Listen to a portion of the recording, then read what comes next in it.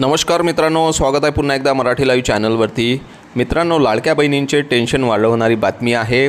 आता कोणत्या महिलांना मिळणार नाही एप्रिलचा हप्ता, सविस्तर बातमी या व्हिडिओमध्ये आपण बघणार आहोत। ही बातमी साम टीव्हीवर आली होती। तर मित्रांनो, महाराष्ट्र सरकारची मुख्यमंत्री माझी लाडकी बहीण योजना नेहमीच चर्चेचा विषय असते। लाडकी बहीण योजनेमध्ये महिलांना दर महिन्याला 1500 रुपये दिले जातात। या योजनेमध्ये आता महिलांना एप्रिलच्या हप्त्याची वाट बघत आहेत। आतापर्यंत महिलांना 9 हप्ते वितरित करण्यात आले आहेत।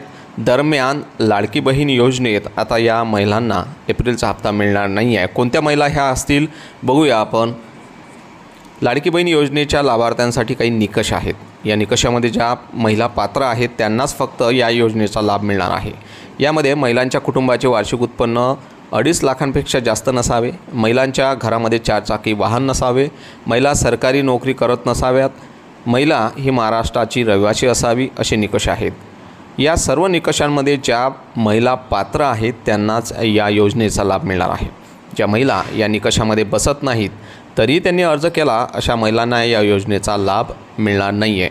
आतापर्यंत 9 लाख महिलांना योजनेतून बाद केले गेलेले आहे। मार्च महिन्यात ज्या महिलांचे अर्ज बाद केले आहेत त्याबाबत कोणतीही माहिती समोर आलेली नाही, ज्यामुळे ज्या महिलांचे अर्ज अपात्र झाले आहेत त्यांना आता पैसे मिळणार नाही आहेत। आता बघूया की एप्रिलचा हप्ता कधी येणार आहे।